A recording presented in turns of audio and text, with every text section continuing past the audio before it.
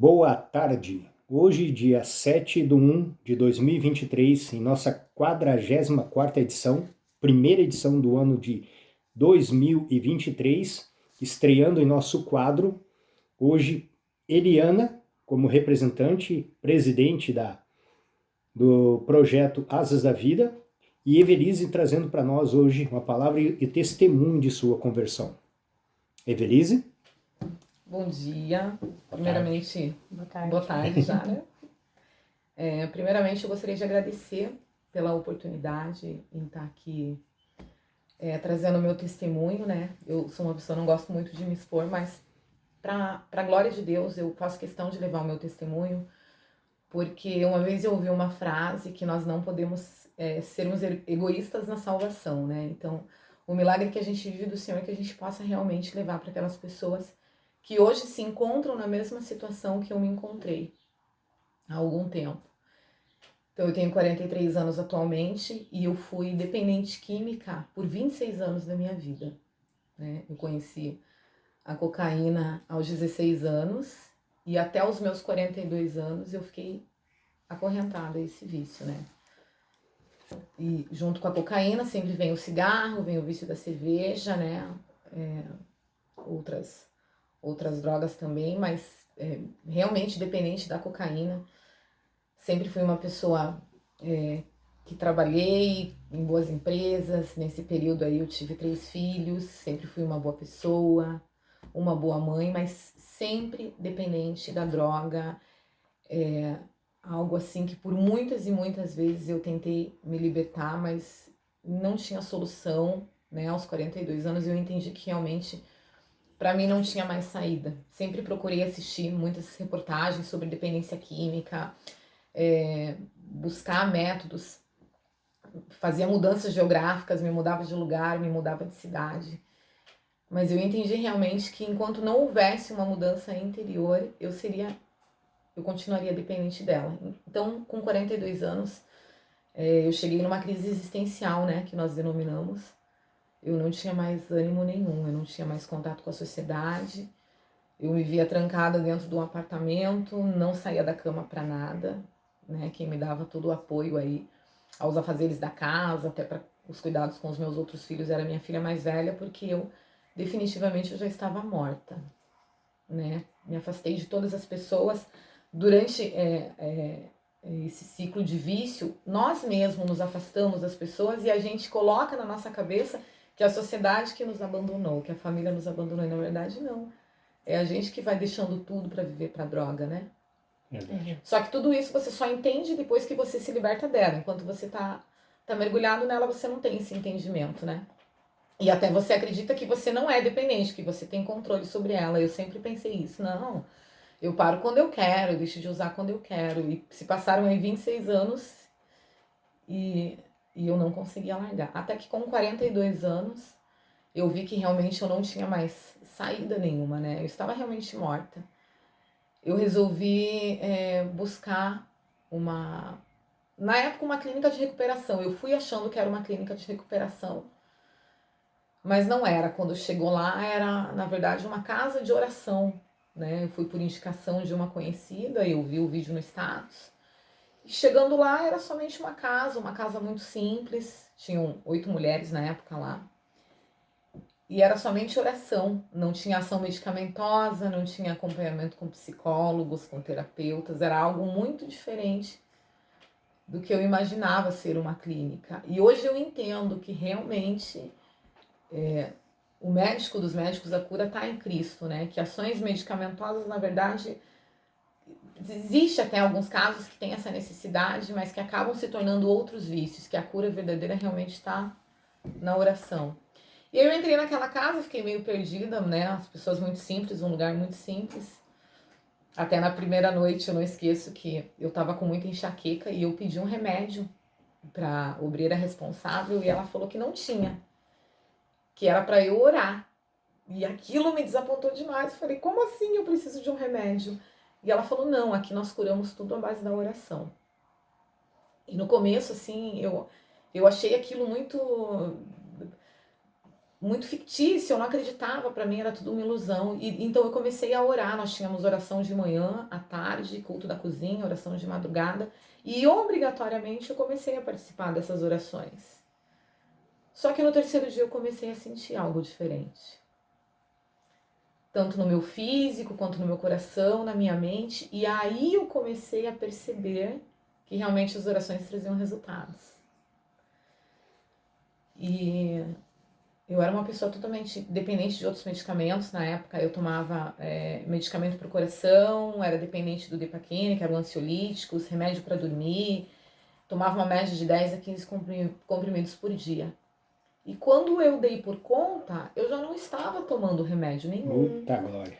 Né? Eu estava dormindo bem, acordando bem, não tinha mais dores colaterais, e eu senti que realmente estava acontecendo alguma coisa. Né? Sempre fui muito apegada aos meus filhos, especialmente ao meu caçula, né? Que já é órfão. Então eu imaginava que estando longe dele eu sofreria. E não, eu tinha uma tranquilidade lá dentro que era algo sobrenatural. Era como se... Era não, hoje eu entendo que realmente foi isso, o Espírito Santo falando ao meu coração, né? Se aquiete que eu estou cuidando dos seus filhos lá fora. Né? Hoje eu consigo ter esse entendimento. Era uma calmaria sobrenatural. E enfim, nesses dias que eu estava lá dentro, a gente recebia visitas, né, nessa casa de pessoas que tinham projetos lá fora, projetos sociais lá fora. E numa dessas visitas eu conheci uma pessoa muito especial, que é a pastora Eliana, do projeto Asas da Vida. Ela foi fazer uma visita para as meninas, levar umas roupas, levar um abraço. E no momento que eu vi ela, foi amor à primeira vista, né? Hoje eu tenho ela como a minha mãe espiritual. Glória a Deus. Fiquei um período dentro dessa casa, saí de lá, me batizei, tomei, né, a decisão de descer as águas. Só que, mesmo você passando por esse período, se batizando, você precisa ter um acompanhamento. E eu não digo acompanhamento medicamentoso, mas um acompanhamento de amor, de compreensão, de palavras, né? E eu tive dela, né? Ela que representa esse projeto lindo, abençoado. É até hoje uma mãe para mim, né? Que sempre me ligava, sempre me acalmava. Eu saí de lá recomeçando a minha vida do zero. Ela me ajudou, né? Em cada detalhe, com os móveis do apartamento, sempre correndo para lá, correndo para cá. Chegou a levar sozinha uma cama nas costas. Pedindo doação, né? Esqueço disso. Né? Através do projeto a gente pede doação e as pessoas, né, nos ajudam. Porque quando eu fui para a clínica, eu abandonei tudo. Eu tinha uma casa linda, uma casa enorme, com tudo dentro, não faltava nada. Só que quando eu entrei na casa, eu não tinha mais absolutamente nada. Mas eu ainda tinha fé. Sem nada mesmo, só com a roupa do corpo. E então a pastora Eliana, assim, ela foi chave fundamental, não só nessa questão material, mas de eu realmente me manter firme na rocha. Ela me fazia visitas todos os dias, né, me mandando palavra de forças. Ela realmente foi uma pessoa escolhida de Deus, assim, para esse pós da minha vida, né. Então agora no dia 5 de dezembro completou 1 ano do meu batismo. De lá para cá eu tenho levado meu testemunho de vida também. Passei por algumas clínicas de recuperação, né? A gente mora numa região periférica, então tem muitos dependentes químicos também. Então a gente leva esse testemunho e a certeza de que realmente existe um Deus, né? Que pode nos curar. E o projeto Asas da Vida é um projeto que eu admiro demais, porque eles têm contato direto com as ovelhas que estão perdidaças, né? Porque eu digo que existem ovelhas perdidas e ovelhas muito perdidas, que são essas pessoas que vivem no abandono das ruas, né? Então eu penso comigo assim, se para Deus uma alma vale mais do que o mundo, quem dirá quando você vê um aglomerado ali debaixo da ponte com 20, 30, 50, 100... Nossa. E quantos deles ali têm se prostrado a Deus e a gente não sabe, né? Então muitas vezes a gente julga, né? O ser humano, infelizmente, tem até nojo de se aproximar. Eu até me emociono um pouco em falar disso, porque eu sei qual é a dor que eles passam. E muitos viciados, muitas pessoas que estão nessa condição, clamam a Deus em secreto. E os olhos do homem não enxergam isso. Então a gente acaba julgando pessoas que estão ali pedindo socorro para Deus. Então, eu tenho certeza assim, que o projeto Asas é realmente um instrumento de Deus para alcançar, né? Amém. E nós estamos no tempo de sairmos das quatro paredes. Eu digo que tá tudo tão perto, e quantos milhões de almas estão sedendo por Jesus, muitos nem ouviram falar dele, né? Então, que tão bom seria se ao invés de nós criticarmos, né, que nós pudéssemos ali levar um abraço ou uma palavra ou só uma frase de Jesus te ama. Que diferença, que efeito faria no coração dessas pessoas, né? Se cada um fizesse isso, se cada morador de rua, se cada viciado, não só o vício das drogas, mas nós vivemos num tempo que as pessoas estão tomadas pela depressão, pela ansiedade, pela síndrome do pânico. Isso não falamos só de moradores de rua, mas a própria OMS diz que mais de 60% da humanidade está adoecida, né? Tomada por doenças emocionais. Então, se nós, ao invés de criticarmos, pudéssemos levar um acalento, uma palavra de conforto, um abraço de Cristo realmente, né? O quanto a gente poderia mudar essa realidade.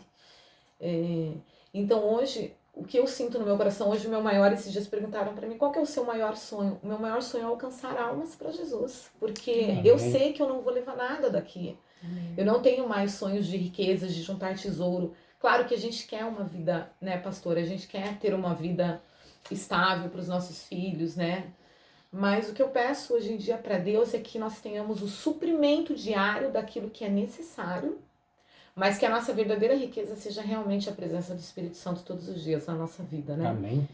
E eu penso, às vezes eu vou ali na padaria comprar um pão, daqui até ali, quantas pessoas vão passar por mim que precisam realmente do toque do Espírito, que precisam ouvir sobre Jesus, né? E na correria do dia a dia a gente não faz. E às vezes é uma pessoa que Jesus permitiu cruzar o teu caminho para você ser usado para levar Jesus para a vida dela. Então, somos falhos e precisamos entender realmente que essas pessoas também são criaturas de Deus, né? E às vezes é tão simples a gente cumprir algum chamado ali. Então, concluindo assim, sabe? Eu sei a dor de um viciado. O vício não é falta de caráter. Muitas pessoas confundem, né? Ah, fulano usa porque sem vergonha, porque não tem vergonha na cara. Não, gente. Nunca foi falta de caráter. Eu fiquei 26 anos viciada na cocaína e eu não tenho vergonha de falar isso, porque eu digo assim que é uma doença. E é uma doença que para os olhos da medicina humana não tem cura. Mas quando você entende que existe um médico que fez andar um paralítico, que deu visão para os cegos, que fez da Esther mãe de filho, você entende que aquilo que para você não tem saída, para ele é simples. É verdade. Né?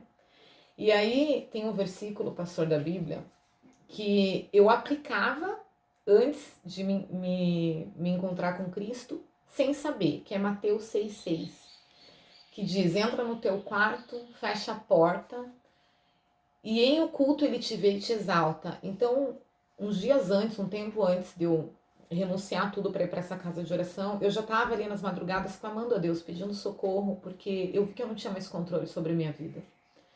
E eu comecei a fazer essa prática, criar essa intimidade com Ele, e eu declarava, Senhor, eu não consigo mais. Realmente eu não tenho mais forças, eu preciso da sua ajuda, porque eu quero largar do vício, mas eu não consigo. E depois da minha conversão que eu fui descobrir que tem esse versículo na Bíblia. Então esse é um versículo que eu prego muito, que eu acho que é o segredo de tudo. É você buscar essa intimidade com Cristo, é você acreditar realmente que o invisível está ali, está te vendo, está esperando só você chegar até ele, né? E essa intimidade, eu conheço pessoas que falam assim, mas eu tenho orado há 10 anos, há 20 anos pela mesma causa. E eu sempre dou um exemplo nos encontros que a gente faz, que existe diferença de você ter uma intimidade com Deus. É a mesma coisa, tem um vizinho ali que mora na frente do seu apartamento. E você sempre dá bom dia, boa tarde, boa noite. E só bom dia, boa tarde, boa noite. Você nunca para conversar com ele. Esse vizinho nunca vai te convidar para entrar na casa dele. Mas quando você cria uma intimidade, começa a perguntar como ele está, e nos momentos que você tem a oportunidade, você para conversar com ele, você vai criando laço de amizade. E é isso que acontece com o Espírito Santo. Né? Eu digo que o Espírito Santo, ele é educado. Ele não vai invadir a sua vida, a sua casa, o seu coração, se você não der essa intimidade para ele, né? Então, o que me mantém firme na rocha mesmo, cada vez mais forte, é essa intimidade que eu comecei a ter com Cristo todos os dias, manhã, tarde, noite, né? Não é nada de... Às vezes os meus filhos, eu tenho aqui um filho de 11 e um de 15, eles perguntam, mãe, mas como assim orar? Como ter intimidade? Eu tô sempre rezando, eu tô sempre, né? Falei, filho, como que você conversa com um amigo íntimo da escola? O que aconteceu no teu dia? Chega e conta pra ele. O que tá faltando? Aonde está doendo, né? Bate o papo reto, né? Eu falo que esse é o verdadeiro papo reto. Verdade. É, né? O é nós, né? É uma gíria que eles usam muito no mundo, é nós. É nós. O que significa o é nós? É nós e você, Deus, né? É Ele que vai estar ali nas horas difíceis. É Ele que vai acalentar a tua dor, é Ele que vai te abraçar, né? No momento de solidão. E eu digo isso com autoridade, não é que eu vi pastor pregando, eu vivi tudo isso. Né? Eu vivo ainda tudo isso, né? Minha vida não é todos os dias um mar de rosa. Continuo tendo as minhas lutas. Só que hoje eu enfrento elas com mais facilidade, com mais plenitude. Então eu digo assim, qual que é a diferença do antes e do depois? As lutas são as mesmas. Para alguém que está em Cristo e para alguém que não está. A diferença é que em Cristo você atravessa de cabeça erguida, a tua raiz fortalece, é mais uma batalha que você vence, e sem Cristo você padece. Essa é a única diferença, que lutas todos temos. Verdade. Né? Então, o meu testemunho é esse, com relação ao projeto Asas, eu fico pensando comigo, assim, de cada visita que eles fazem, né? Acho que segunda e terça que vocês estão fazendo visita, quantas pessoas que eles chegam ali na praça e oraram naquele dia, e clamaram a Deus naquele dia. E o projeto Asas não deixa de ser uma resposta de Deus na hora que a pessoa precisa de um abraço, precisa de uma palavra. Às vezes a pessoa não precisa só de uma roupa, só de algo material, mas é somente de um abraço mesmo, de ouvir que ela é importante para Jesus, que existe saída, né? O meu caso, pastor, era realmente um caso que a família não tinha mais esperança. Eu venho de uma família cristã, composta por grandes pastores, diáconos, dirigentes de louvor, professora de escola dominical. Eu era considerada a ovelha negra da família. E eu mesma, né, mesmo estudando muito sobre o assunto, entendia que não existia cura. Eu era convicta que existia um tratamento clínico para o vício da cocaína, mas não uma cura. Cura da alma. Exatamente.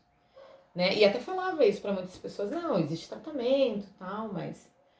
E hoje eu entendo que não, que realmente esse Deus realmente existe, pode todas as coisas, e é o médico dos médicos. Aleluia. Amém, glória a Deus. E é isso.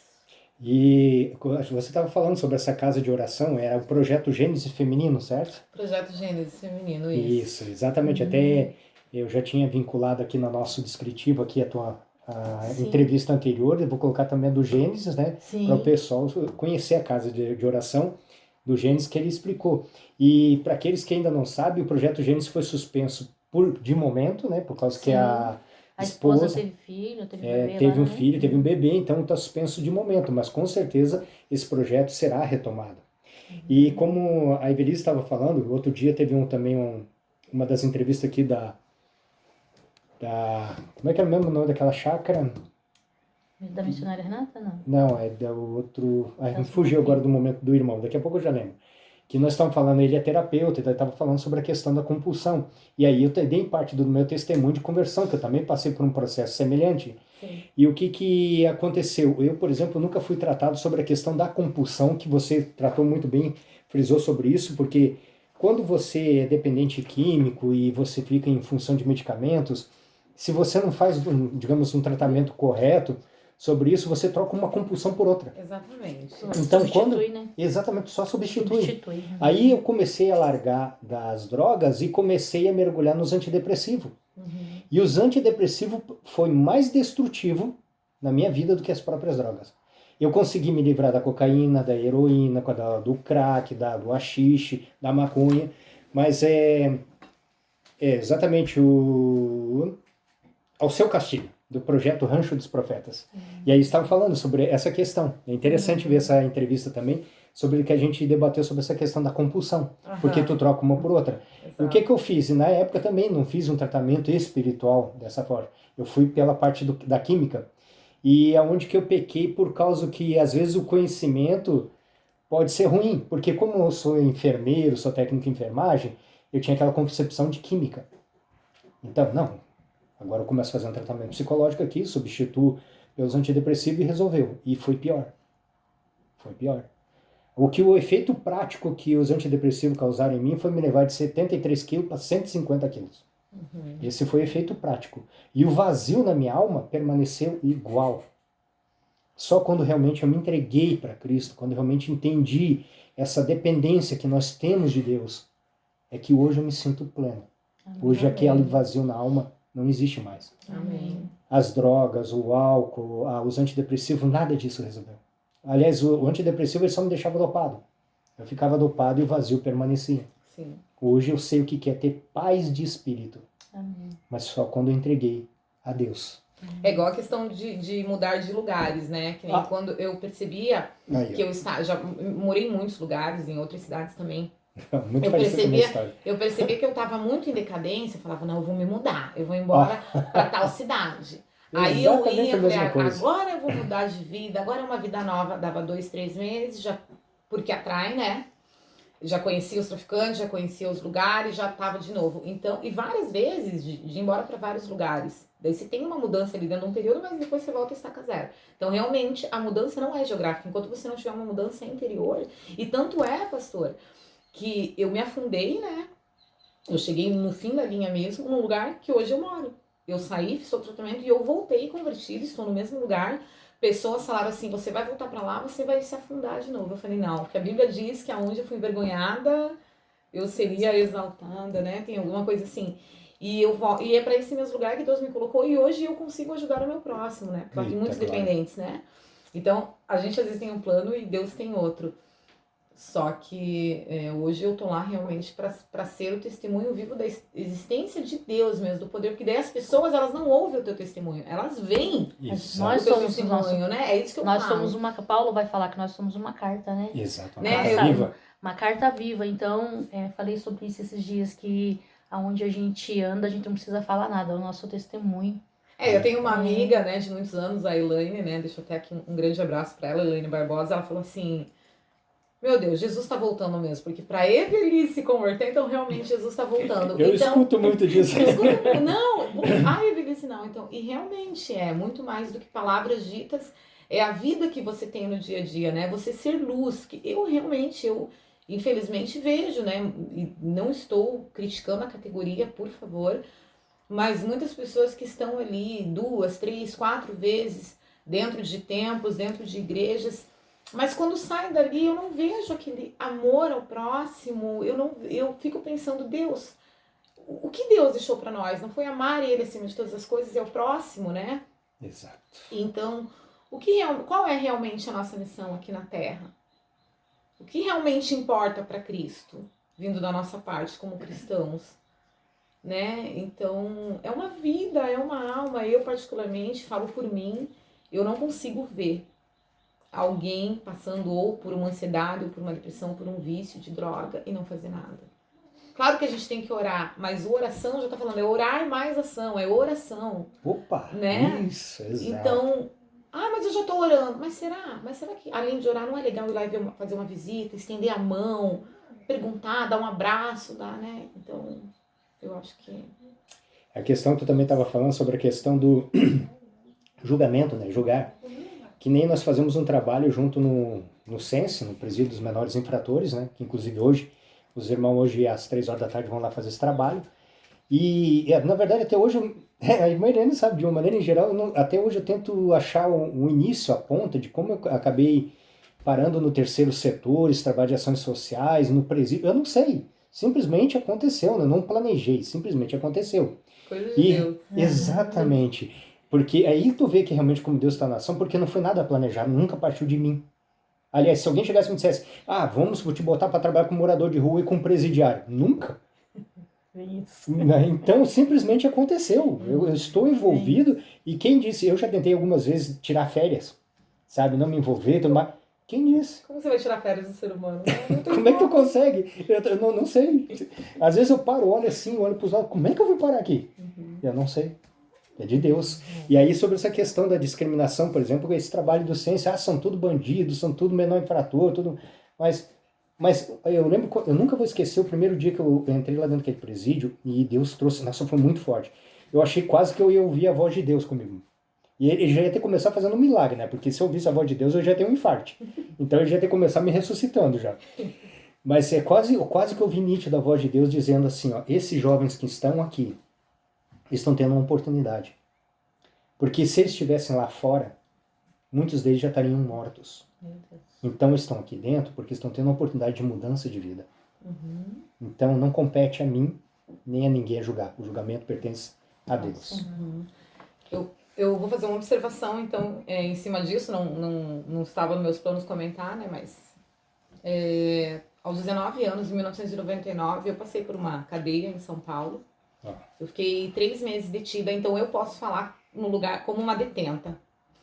E eu lembro que na época, ia um pessoal de uma igreja lá em São Paulo fazer uma visita uma vez por semana, eles até distribuíram bíblias lá, e eu guardei muito tempo, inclusive, a Bíblia comigo. E eu digo assim, que dentro da cadeia, quando o assunto é Jesus, não existe níveis de artigos, não existe o bandidão ou o bandidinho. Todos têm a mesma carência por Cristo. Porque lá dentro, todos, sem exceção, ele pode ser o bandido, o pior que for. Eles sentem carência, eles sentem solidão, eles sentem a necessidade de Jesus. Eu vejo por mim, porque eu lembro que quando elas iam visitar, todas ficavam tão felizes com aquela visita, todas lá se entregavam, oravam, louvavam. Então era assim, não existia mais ou menos um artigo disso e um artigo daquilo, né? Então eu tenho um amigo meu também que ele faz um trabalho evangelístico dentro de cadeias, e antes dele começar ele estava meio apreensivo, e eu falei, Rafa, vai porque lá você não tem noção, mas e os bandidão? Eu falei, todos sentem a necessidade de Cristo. No fundo, todos têm um coração carente. Entende? Então, essa visão de bandido. E outra, né? Uma coisa que eu aprendi na minha vida de conversão: Jesus veio para os doentes, não para os santos. Aí, uma vez eu ouvi também uma frase que a pessoa falou, a pessoa se converteu e falou assim. E não estou criticando a pessoa, porque eu acho que é o Espírito Santo que corrige, né, a pessoa com o tempo. Mas ela falou assim: agora que eu me converti, eu não quero nem mais saber de pessoas que não têm compromisso com Deus. Daí eu fiquei pensando, então por que ela se converteu? Meu Deus. Melhor, se converteu. É isso. Aí eu penso, mas e qual que faz? Eu falei até na nossa célula semana passada, eu falei, qual que é o sentido você se converter para Cristo e não fazer o bem, não ser luz na vida do próximo? Então você se converte e se fecha nas tuas 4 paredes esperando Jesus voltar? Tô salvo, então tá tudo certo. Garantir a minha salvação. Garantir a minha parte, então agora tô de boa. Então, mas muitas pessoas, é que eu falo, são enganadas, às vezes pela ignorância no sentido de falta de conhecimento, ou de ainda realmente não teve um encontro verdadeiro com o Espírito Santo, né? Porque tem coisas que a nossa boca não convence, né? Quem convence é o Espírito Santo, né? Então, também eu não posso julgar essa pessoa por ter falado isso, né? O que eu tenho que fazer? Então, orar, Espírito Santo, mostra a ela qual é a realidade, né? O porquê que nós nos convertemos, né? Também não posso apedrejá-la, mas não faz sentido, né? Você ter uma vida com Cristo se não for para você ajudar o teu próximo. Aí, voltando à questão, né? Que tanto no presídio quanto no morador de rua, às vezes é uma questão de oportunidade. Verdade. Por mais que tu conheça assim, raros são aqueles que realmente estão na rua porque querem. As circunstâncias o levaram até aquele momento. E às vezes é uma questão de oportunidade. Tanto a quem está dentro de um presídio, quanto quem está morando na rua. São frustrações, né?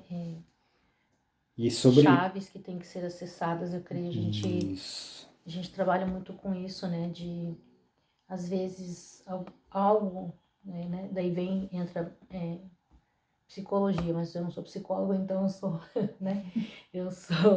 Mas eu vejo assim que são chaves que têm que ser viradas, palavras, algo que aconteceu, né? E coisas às vezes mínimas para a pessoa voltar à realidade, né? Voltar pro mundo da família, porque a maioria das vezes das pessoas que estão nas ruas, elas falam que a família abandonou, e como a Evelise falou, né? Eles se isolam E aí, e a mentira de Satanás, eu vejo muito pelo lado espiritual tudo isso, né? Satanás, ele é mestre em artimanha e ele fica 24 horas arquitetando, né? Ele é arquiteto de como influenciar a mente, né? Ele trabalha na mente, ele vai na mente das pessoas e nós vivemos num mundo em que as pessoas estão cada dia mais sendo influenciadas, né, na mente, e isso tem colocado e as pessoas têm aceitado esse jugo, né? Esse jugo de Satanás, essa escravidão que ele coloca sobre as pessoas. Ah, eu não sou capaz, eu não posso, eu não sou ninguém, minha família não gosta de mim, eu não consigo porque eu não posso fazer um tratamento e deixar meu filho, ou quando tá no tratamento eu não posso sair, eu tenho que sair porque a minha família tá precisando de mim. Então eu falo, isso aí é mentira, estratégia de Satanás, a gente tem que aprender a ouvir a voz do Senhor, né? Amém. E isso é importante que a Evelise também falou sobre a questão da intimidade com Deus, laço de intimidade com o Espírito Santo. Porque realmente o Espírito Santo não é um espírito invasor, ele é um cavaleiro. Exatamente. Nós temos que permitir, aceitar isso. Eu só fui entender isso mesmo, justamente na minha conversão, foi nesse ponto. Que quando eu entendi que eu precisava, Deus estava próximo, esperando um momento que nós nos manifestasse, né? Então, eu esperava aquele momento e quando eu aceitei e me submeti, aí sim, a minha vida começou a mudar. E muito. Eu jamais imaginava, por exemplo, que hoje eu estaria fazendo o que eu faço. Nunca passou isso pela minha cabeça. Nem pela minha. Nem pela minha. Exatamente. Então, Nem pela minha. aí o agir do Espírito Santo de uma maneira profusa, profunda, e realmente mostra a diferença. Eu mesmo, muitas vezes eu paro, penso, o tipo de vida que eu vivia, e hoje, onde Deus me colocou, da maneira como faço, as coisas como Deus me coloca para fazer, eu não entendo. Às vezes a minha mente, o meu espírito entra em combate.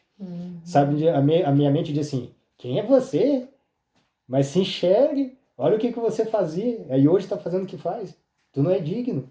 E a minha alma se alegra no Senhor. Amém. Glória a Deus. E, nossa, se eu começar a falar que eu não paro mais também. Eu sempre peço todas as manhãs, assim, né? Isso eu tenho ensinado os meus filhos também. A primeira coisa, quando a gente acorda, quando a gente abre os olhos, antes de pegar no celular para ver a hora. Porque esse momento que você pega no celular para ver a hora, você já vê notificações, você já entra em redes sociais ali, o inimigo já roubou meia hora do teu dia e você nem deu bom dia para Jesus. Verdade. Então eu falo para eles, a primeira coisa ao abrir os olhos é entregar, consagrar e confiar o teu dia a Deus e já pede pro Espírito Santo a sabedoria para viver aquele dia. Amém. Primeiro, aí o meu filho mais velho, mas eu faço isso à noite. Não, faça ao abrir os olhos, porque você não sabe tudo que você vai viver durante o dia. Vão vir vários desafios, vão vir várias armadilhas, né? O diabo ele fica como um leão 24 horas. Então, você já se blinda com o Espírito Santo na hora que você abre o olho. Me dá sabedoria muitas vezes, não vou negar. Muitas vezes eu acordo, aquela preguiça, aquele desânimo. Já peço um renovo do Espírito Santo. Senhor, me renova, me dá ânimo para eu sair dessa cama e viver o meu dia. Né? Na tua presença, me dê força para resistir aos desafios. Porque nesse inteirinho, se eu levanto, pego no celular, vou num banheiro, já tomo um café sem falar com ele, já pode dar ruim. Ali só o celular, pegar o celular já estressa, né? Porque vamos combinar que é uma ferramenta que ela destrói a tua mente. Né? Você já vê uma postagem que você não concorda, você já vê uma...